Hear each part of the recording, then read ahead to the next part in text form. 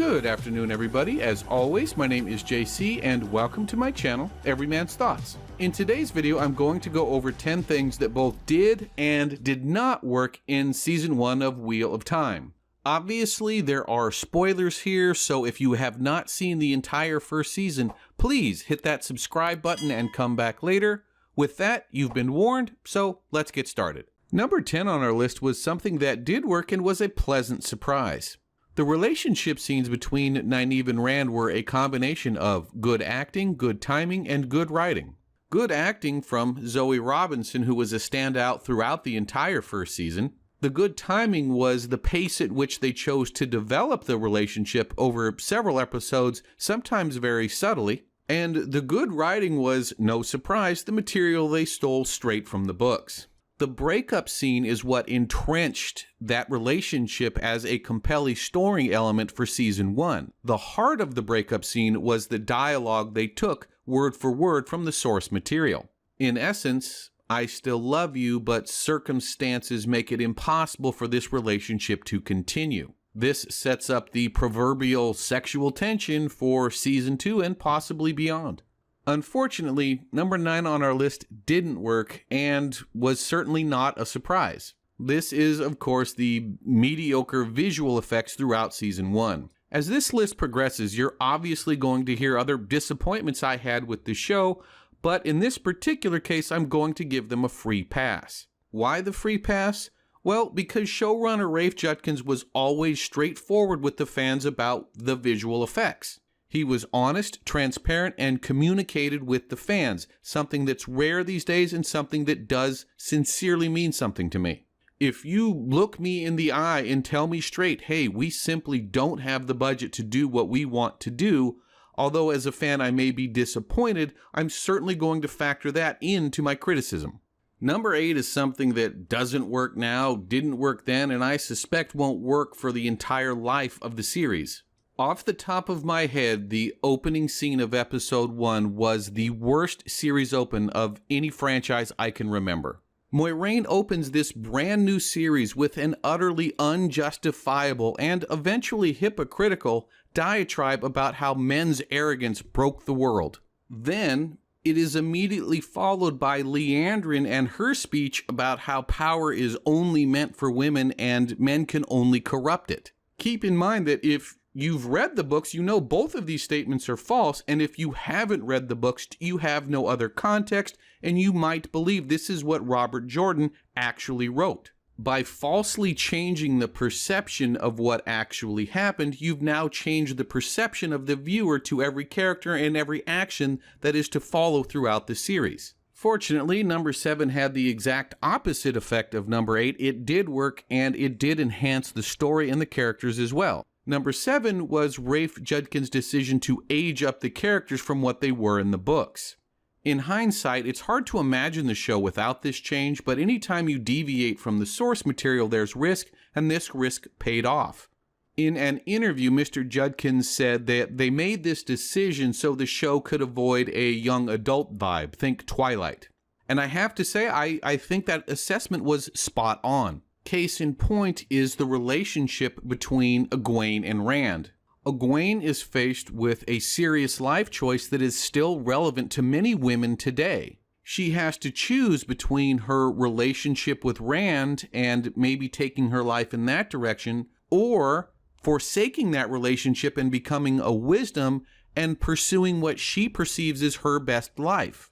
Most viewers aren't going to take the relationship problems of high schoolers very seriously. But now that they're in their mid-20s, they're making adult decisions that have adult consequences for the rest of their lives. Unfortunately, at number 6, we're taking another step towards the negative, and we're talking about the budget. I can't tell you how many disagreements I had with people about the show's budget during its production. Once they heard 12 to 15 million per episode, their mind's eye immediately went to the 15 million and then immediately associated it with the last season of Game of Thrones and assumed that was a lot of money. There are some hard truths here I think a lot of people just didn't want to deal with. First, 12 to 15 million was the high estimate, and being at the actual 15 million mark like Game of Thrones was very unlikely. Second, Game of Thrones had the advantage of already having paid for some of its more expensive sets, like Winterfell or King's Landing, and a lot of its CGI related to the dragons. Finally, I know those two shows are only separated by a few years, but the global lockdowns landed in between those two and created significant inflationary pressures on production costs. For instance, some of Wheel of Time's contemporaries had budgets in the range of about $25 million per episode, such as WandaVision and Loki. So here's Wheel of Time trying to compete with quite possibly half the budget.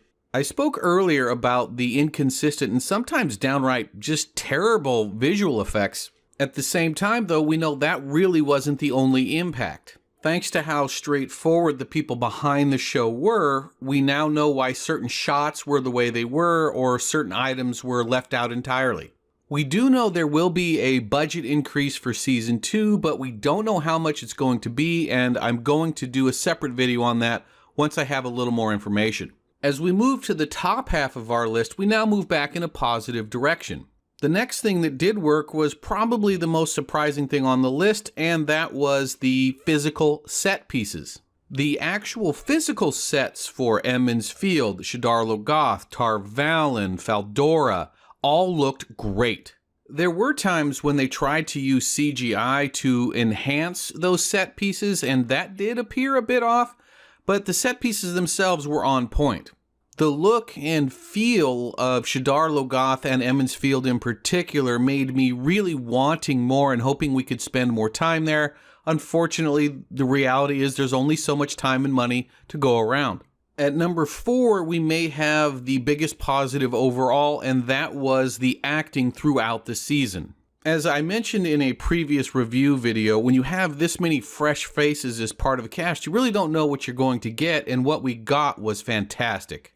Zoe Robbins as Nynaeve and Barney Harris as Matt really stood out. I found the costume or getup for Loial to be ridiculous, but the actor inside was good enough to, let's just say, help save the immersion. I also remember thinking highly of the actor who played Gleeman Tom and the young lady who played the barmaid in the mining town. It's sad they lost Barney Harris because some of the young talent they've got a hold of here may be the bedrock of the show moving forward. As we move to number 3, we bring an abrupt end to our string of positivity with the show's decision to marginalize Rand al'Thor and Perrin.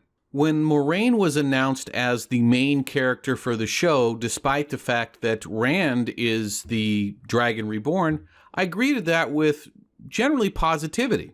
I figured, at least in the short term, a powerful grown woman would be a more interesting character than some kid. As I mentioned earlier in this video, as an adult, I don't particularly gravitate to the problems of high schoolers. I didn't really start to get worried until I saw the credits, and I saw that the Dragon Reborn, the main character of the story, was listed 5th in the credits. Episode after episode, I kept waiting for the storylines and the development for Rand and Perrin to begin, but it never did. By the time that we got to the big reveal, the scene had no impact because Rand was a tertiary character at best. And for Perrin, this may as well have been an entire just throwaway season. What's worse is the actor who played Matt left after episode 6 with 2 full episodes to go. We know a significant portion of the screen time that was allocated for Matt was redistributed to Perrin and Rand, and they were still bit players. Think of it this way. I come to you and I tell you I want to make this really cool movie called The Matrix. It's about this guy, Neo. He's sort of the chosen one, but he doesn't know it yet, and he has to develop all of his powers. We've got this young actor, Keanu Reeves, that we're really excited about, and we think the audience is going to love growing with this character as he goes from zero to hero. Then I tell you, oh yeah, but by the way, Keanu Reeves' character, the chosen one, yeah, he's not the main character. He's listed 5th in the credits. He's sort of a bit player. That is a disturbingly accurate scenario of what happened here. Now, the next 2 on our list are bound to be the most controversial, but it is what it is. The next swing and a miss was the entire character of Moiraine. Now, I want to soften the blow here and give the writers some credit. It would have been the easiest thing in the world to alter Moiraine and make her a more likable character, but they took the high road and kept her a little closer to who she is in the books. Unfortunately, they just didn't deliver, and the character was a net negative for the series.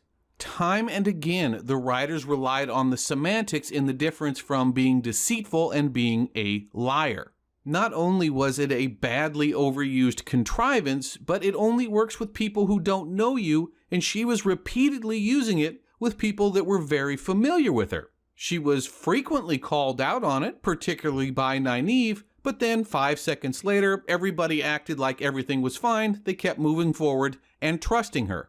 Furthermore, how many times did Moiraine say something or create a situation that just required a little explanation, especially considering her lack of credibility? And yet she was willing to let the situation escalate at the risk of the entire world if the Dragon Reborn and the others decide, okay, we're done, and head in the other direction, all because she was too good to explain herself and she doesn't have to explain herself to anybody, even though the questions posed were often quite reasonable. It took me a while to figure this out, to get a feel for the flavor of the writing and what was going on. Eventually, I came to the conclusion that they were so concerned about how Moiraine's character was written outside the show that they forgot that they needed a compelling character inside the show. In other words, we want everybody to know our strong female characters don't explain themselves to anybody and they act how we think men act. This is the innate flaw with this type of Hollywood thinking and character development. Tony Soprano was not a strong character. He was a weak, whiny, narcissistic psychopath. You didn't necessarily like Tony Soprano, but the character was damn interesting. Walter White was a henpecked, pathetic man who blamed everybody else for his problems. He was very difficult to like, but the character was engrossing because of those flaws. Moiraine is neither compelling nor engrossing because her character is so poorly written and the reaction of the characters around her is so unrealistic. And this leads us into our number one thing that did not work, and that is wokeness. Think this through. We start with the opening scene where they say men are arrogant and men corrupt the one power, even though that's not how this is presented in the books and no other context is provided. They push the stories of Rand and Mat and Perrin, but especially Rand, into the background. Even though he's the Dragon Reborn, he's listed 5th on the credits. They take away the accomplishments of the Dragon Reborn and instead attribute them to the female channelers at the Battle of the Gap. Egwene makes her decision about her future with Rand based on what she wants, which was fantastic. Conversely, when Rand is confronted with the same decision about the same relationship, he doesn't consider his best life, he only considers what she wants. Not only do we also have the decision to make Moiraine the main character and all of the stuff we just spoke about, but Nynaeve and Egwene are also more prominent characters than the Dragon Reborn, who is literally the central character of the books. All of these things, and there are plenty more examples if you wanted to hear them, but all of these things contributed negatively to the show and were only there because of the invasive ideology the writers happened to prescribe to. The Wheel of Time already had strong female characters, some of the best in modern fiction. They literally run the world. There was just no need for any of this. Well, guys, that's it for me this week. Please like, share, and subscribe, and I will see you next time.